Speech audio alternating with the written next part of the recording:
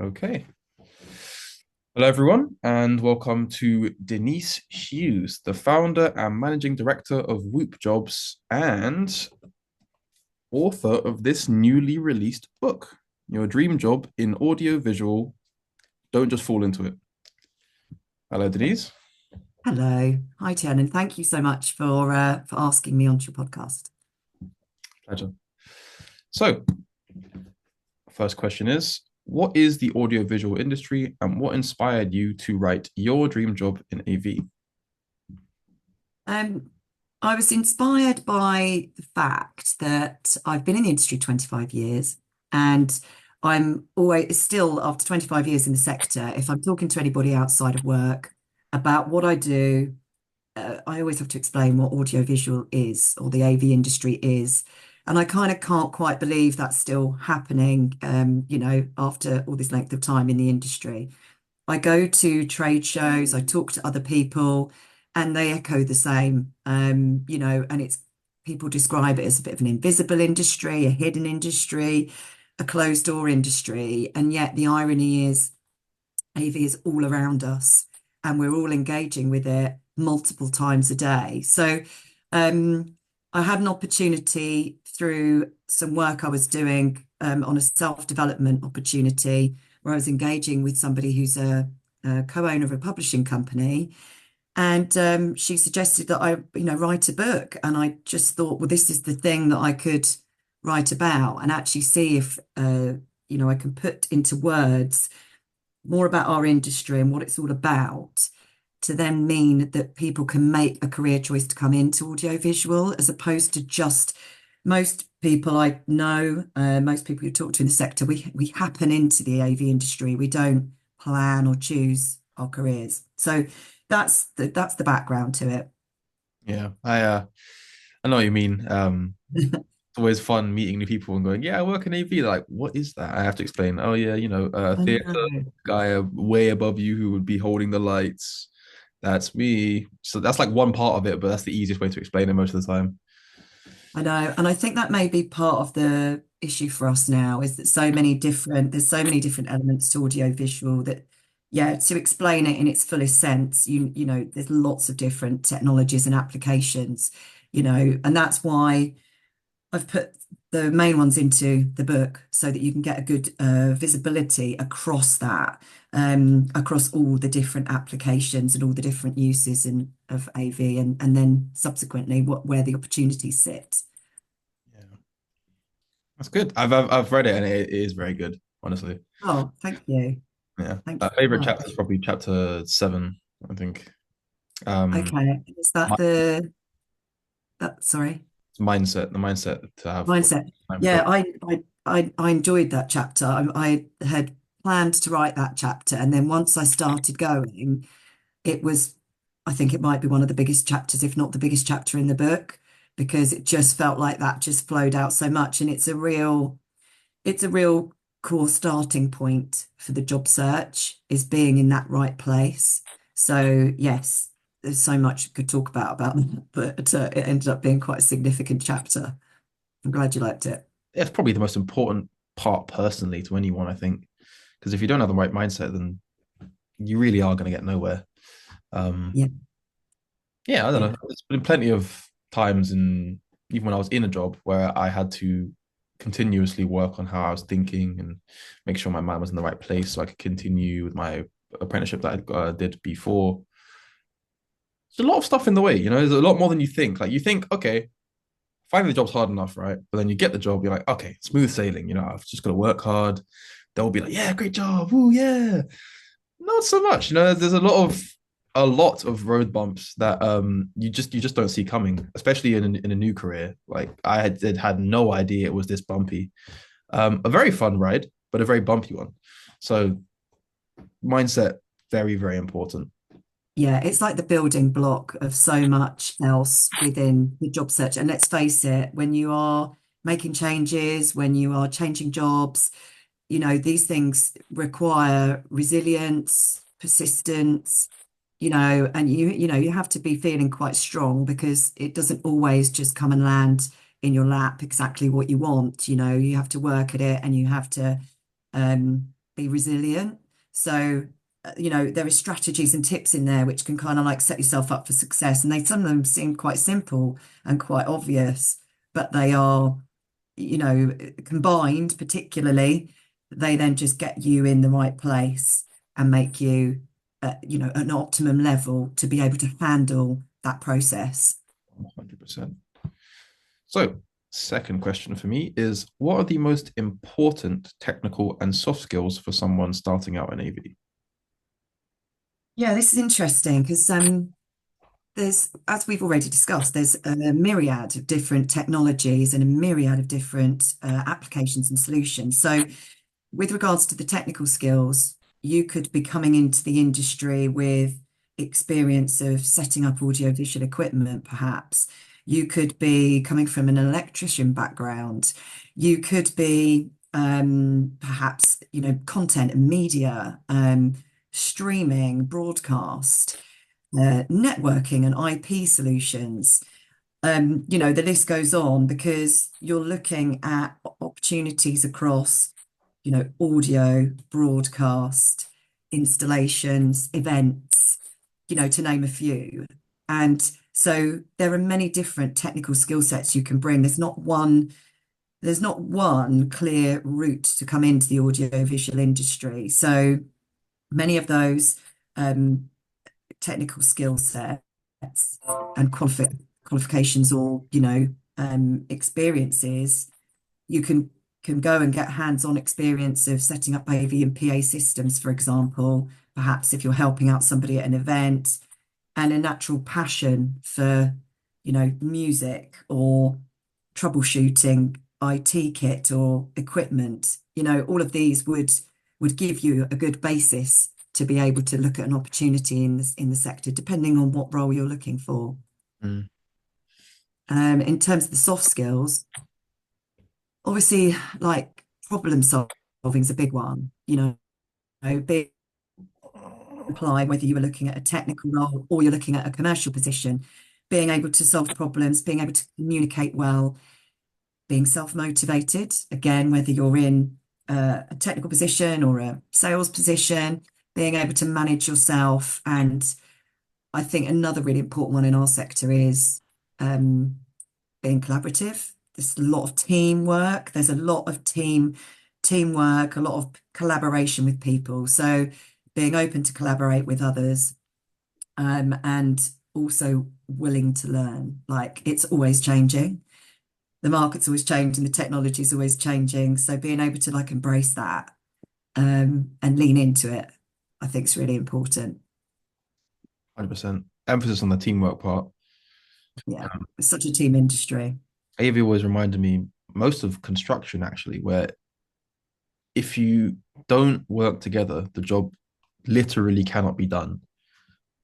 You have to be collaborative. That's like the number one most important thing, because without that, nothing happens. There will be no events. There will be no technical support. There will be no theatre performances. There's nothing. And it's fascinating because the AV techs I've worked with are very similar in like attitude to builders, like really, really, really similar. Okay. They're very dynamic and sort of covering for each other, very versatile. They are resolute to finish their jobs regardless of what they are, to it as best a standard as they possibly can. And I haven't seen them slack off a single time. So yeah, it's they're very, very similar, which was a very weird thing for me because I figured coming from being a laborer, like what is considered a low level skill, so I'm just picking up things and moving them. There's not really much of a change from that, and then these guys doing these crazy cross continent technical support for events. That was very fascinating, I think, and also people whose careers are quite literally older than me, still learning new things. There was an AV tech who I won't name. He was a lovely guy. His career I think is 40 years old, and he's still learning. He was in classes with me, learning new skills for a new sound desk we had, which was like unbelievable. I know, and that's great, isn't it? Because I think that that's something that is so it's probably one of the many reasons that people stay in this sector as well, because it doesn't stand still. It's not boring. There's nothing boring about audiovisual. Like you say, the quality that people are focused on is high, and there's nowhere to hide. You can't be as part of a team like that. You need to be all in and supportive to your teammates. And then with regards to the personal development piece, most companies will continue to support your learning because, they have to do that because they want to keep you in the business and they want to actually develop your skills in line with the direction of the market and the direction of the technology that's traveling. So yeah, there's so many opportunities to continue to learn. 100%. The question, are there any particular, say, qualifications or certificates that you think would give someone an edge in a AV job search? Yeah, one particularly well recognised qualification is the CTS, which is by VIXA. So, that would be a good qualification for somebody to look at obtaining. Not every client is looking for CTS accreditation, but it's certainly going to do you very well in terms of your knowledge of systems, processes and solutions within the audiovisual market. And it's a very recognised qualification and benchmark for people in the sector.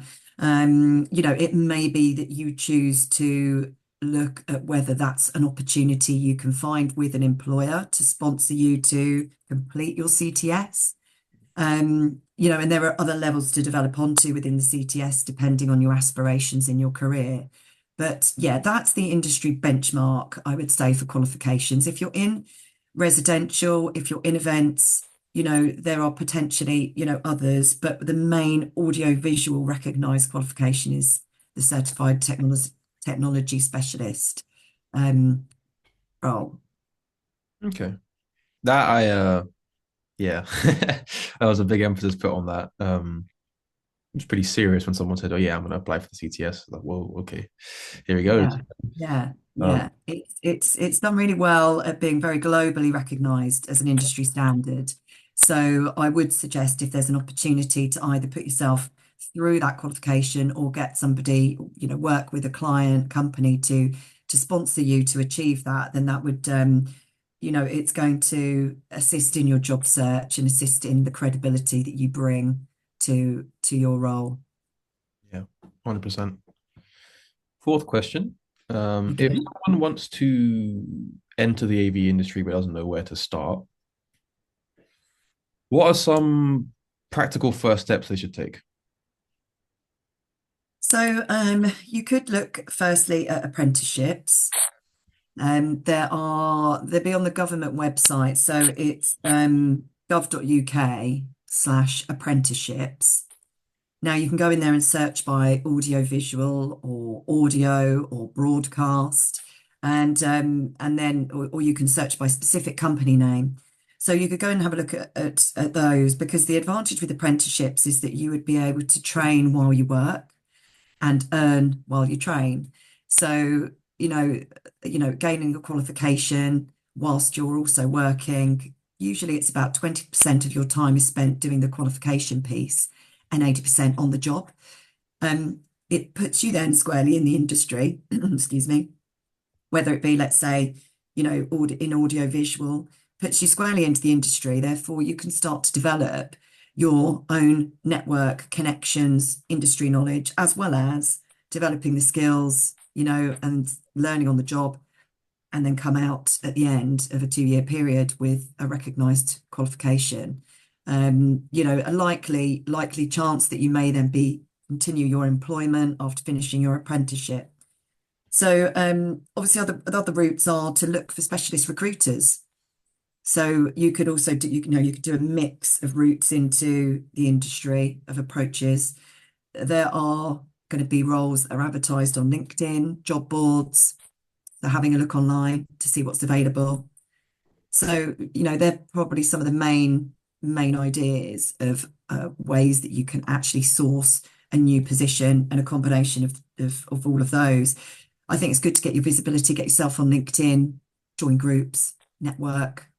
You may find opportunities through your contact network. It's the main way, really, is people knowing people, is finding a job opportunity by recommendation and by reputation.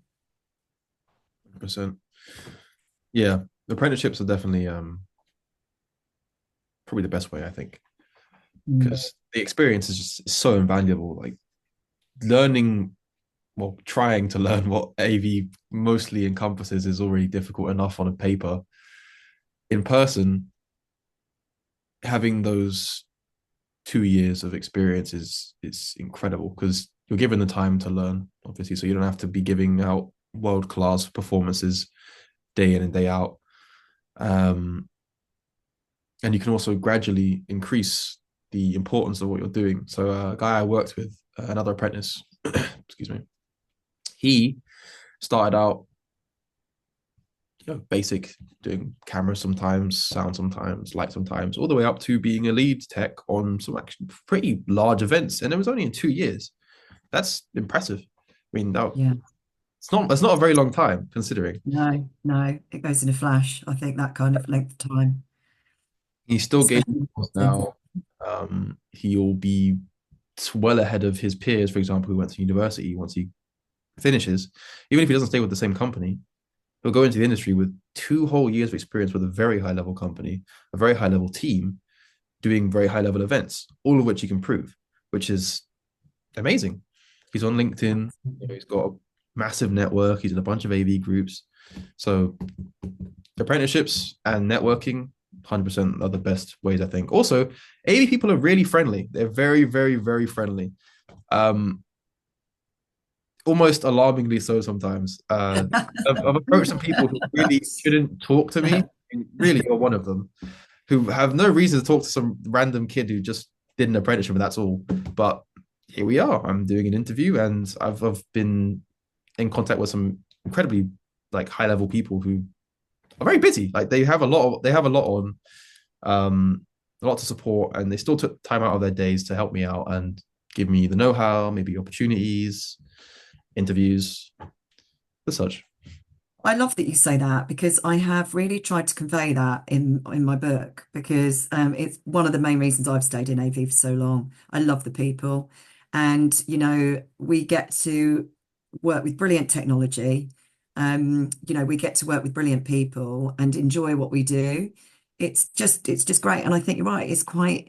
I sometimes wonder, is it like this in other sectors? And then I get a reality check when I speak to other people who say you're not, you're really lucky with the industry that you're in. When I talk about the friendships, I have made, the fun that I have, doing what I do. And that I think is a really important part to convey that it's an industry that generally wants people to do well. And I think at the level that you're talking about, the people at the higher level really want to do more for bringing in new talent and bringing in more diversity of talent. And it's just how we do, how we do that.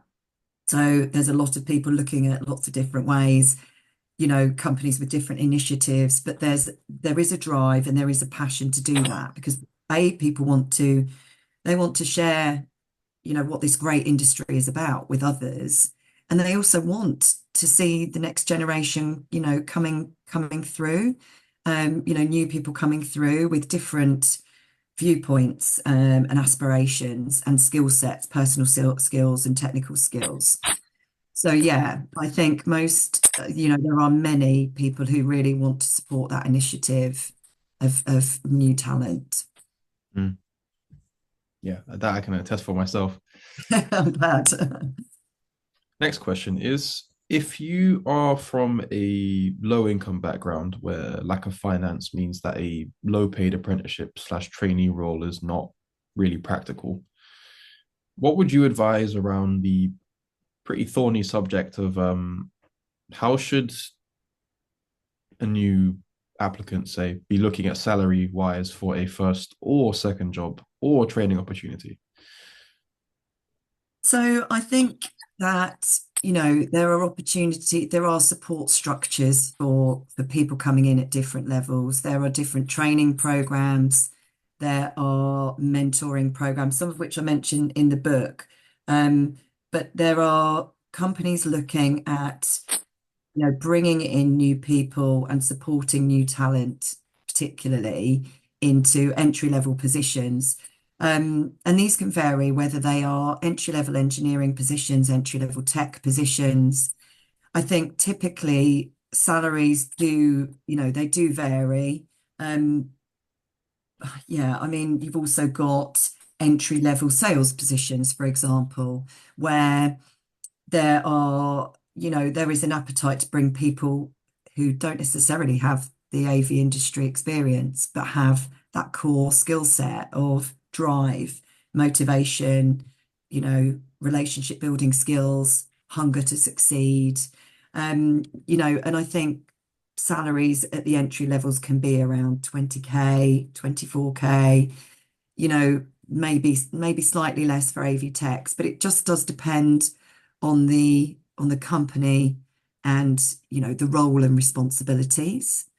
But there are ways in that may mean that you don't have to go into an education process and you can come straight into the sector. I think that you know having a genuine passion and a genuine interest for the sector will always show, and being proactive, being well networked, attending the shows, developing your knowledge, making sure you're talking to people and getting yourself known. And again, looking at agencies, recruitment agencies, and companies that support entry level positions. And I think it's interesting because having written the book, there's more conversations happening for me with other companies that are doing this. So I think that we don't just do entry level roles. In fact, we work, all the way across the board. But I think there's more conversations now coming about as people see the book and say we're doing this for younger people as well. We've got programs in place, so we're learning about new companies and new avenues for people. So yes, it's about finding those companies that are really driving that forward. Yeah, I've seen myself as well. Um, you write about it extensively in the book. I've also seen it in, say, the company I worked at, where they are hungry for apprenticeships, not necessarily just an AV, but I think my cohort was 50, I think, and then the next one was 100, the next one was 150, and then I think the latest one was like 200 apprenticeships, which is completely insane. That's amazing. I think apprentices are now something like 5% of the company, which is just amazing. I mean, I've met so many new people who are my-ish age, right? Or just Yeah. university graduates who are killing it. They're killing it, honestly. They've been given the opportunity and they're smashing it. They're going ahead. Um, One guy who was exemplary got hired like his first year, like a 4-year apprenticeship. It was like, all right, you're good enough. Just join on, whatever. Brilliant. Yeah, Brilliant. it's nice to see. And certain companies who are very forward thinking are very much inclined to look out for you, as it were. They really want you to come ahead, show you what you've got. If you're an asset, then they'll take you in. They will nurture you as much as they can. It is important to find those, the companies that are like that are structured and can support, can properly support you. Because if you're coming in without the knowledge, then you need, whether it be, it's not necessarily a one-on-one mentor, but mentors, structure, a setup, a program that means that you know how this is all going to be delivered and how you're going to learn. Because, otherwise it could be a situation where somebody could flounder without the right support. So it is definitely important to find the companies that have really got this nailed in terms of a structure and a program, and then they can look after you properly, and they can impart all the knowledge and the training in a structured manner, and then you can learn really effectively and take those skills forward. So I know there's lots of companies that really want to do more for emerging talent, but they haven't got the setup yet. and I think it's fair for them to not try and be too ambitious to do this without the right structure, because it needs time, it needs care, and it needs a proper setup so that you can then be totally inspired by it all and have a great experience, which is what we all want. That moves very neatly onto my next question, which is a little snippet I took out of your book. Make sure you find a company culture that matches your values and aspirations.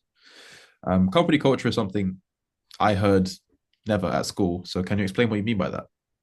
Yeah, I love that question. I consider company culture, doing what I do, I consider company culture is, we try to match people with a company culture, um, as much as we're marrying up their skill set to the job and their experience to the job. And the reason for that is that you can go into a company and the job can be a great match to your skills and your experience.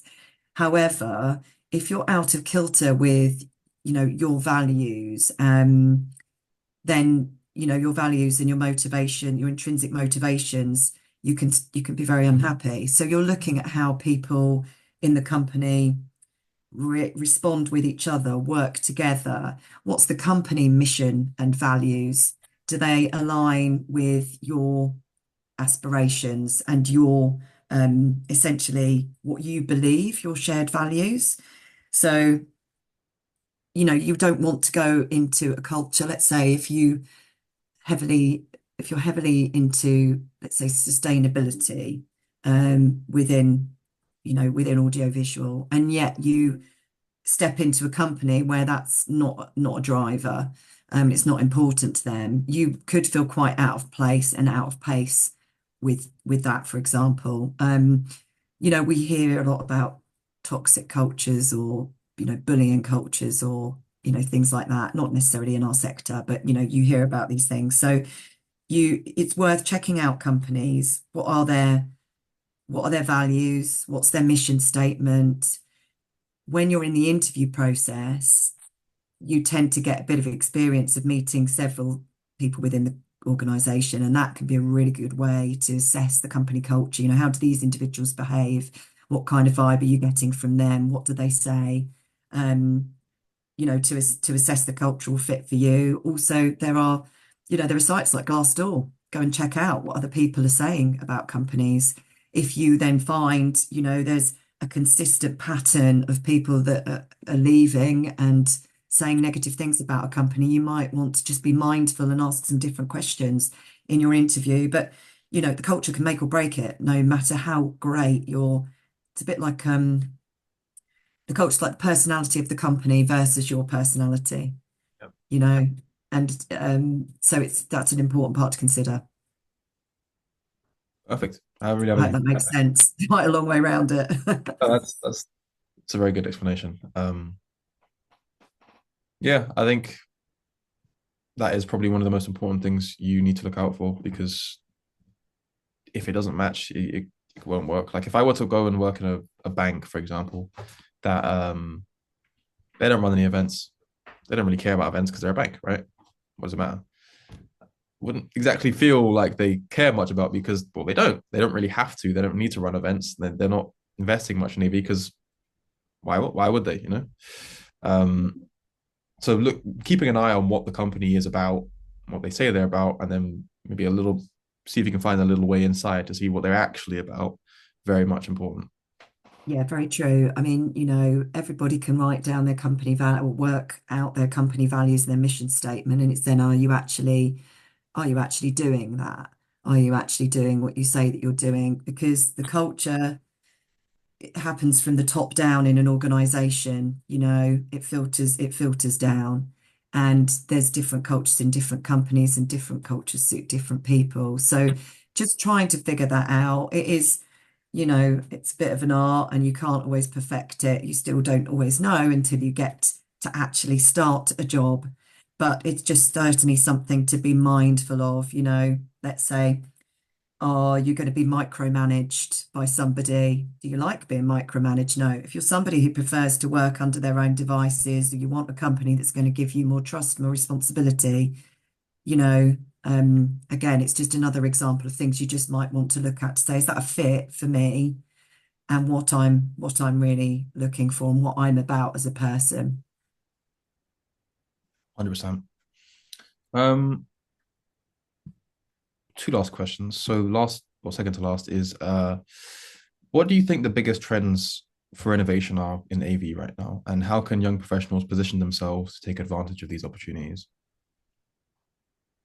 Yeah, I mean, immersive seems to be, it comes up a lot, immersive experiences. I think we're just seeing shifts in how users, it's all about the user experience, improving that. So AR and XR are now technologies that we're using to just create these incredible experiences, these virtual reality experiences. There's always evolutions in, uh, projection technologies and screen technologies, with transparent screens that can be overlaid now to, again, create that. Where you've got the reality of the screen and then you've got this other imagery over the top that's creating like these two different environments. Um, a drive to lots, so like now it used to be touch, now it's touchless. And then there's increasing like technologies in networking and different abilities for connectivity. I'm not hugely technical myself, but you're witnessing all of these different transitions within the market in the different spheres of the technologies, whether it be in audio systems, broadcast, networking, across the range. I think, AI is obviously having a big impact as well, in like content creation and things like that as well. I think that in terms of people positioning themselves best is being I've mentioned the phrase before, like leaning into the technologies. You know, I think when AI was first coming into play, certainly in recruitment, you can have this approach where you want to resist it, and stick with doing what you've always done, or embrace it and move with the times and use it to your advantage whilst keeping, the personal touch. So I think as a candidate, just be up to speed on them, particularly if you're going for technical positions, be up to speed, sign up to all of the industry magazines, get all of the alerts, find out about all the applications that technology is going into, who are the companies who are at the forefront of these things, and they can be your target companies for a job search. It may be that you want to pursue a certain technology in your job search. Um, you know, it comes back to finding out and figuring out where you want to go and having a bit of a plan of action, because the industry is diverse. It's a niche, but it's diverse. So I think it's wise to have an idea of kind of where you want to go in it. Is it the live event side? Is it the corporate side? Is it audio? You know, and then kind of almost getting your specialism in that area, and being up to speed on all the latest developments and technologies, because all of them are moving at a pace. All of them are changing. 100%. Finding where you want to be is definitely very important. Um, there's so much going on that you have to know. Well, eventually you have to know where you want to settle in, because if not, you'll sort of be in a whirlwind of millions and different jobs, which maybe actually, if you're like an all-rounder, might be your thing. But most folks would really want to find a place to like settle in, get their feet in, and start really kicking and learning, upgrading their skills. As everyone wants to. Yeah, yeah, absolutely. There's loads, isn't there? Because you've got, connectivity, control. There's so many different areas. I think there's probably something for everyone if you've got a technical passion. And then, of course, we talk a lot about technical, but the sales commercial positions, and then, all of the general roles that you would expect to find within a sector. So, you may want to come in a position in administration and support. You might want to be, say, technical. There's loads of different technical positions, but there's marketing, PR, managerial, a variety of sales roles across the channel as well. So there really is a lot that the industry offers, depending on what your aspirations and your skill sets are. I think say there are two more questions, but you kind of answered the the last one Have anyway. I? So Have I I think that's jumped probably ahead? yeah. Think off my top of my head. Yeah. Yeah, I think we've covered everything we need to.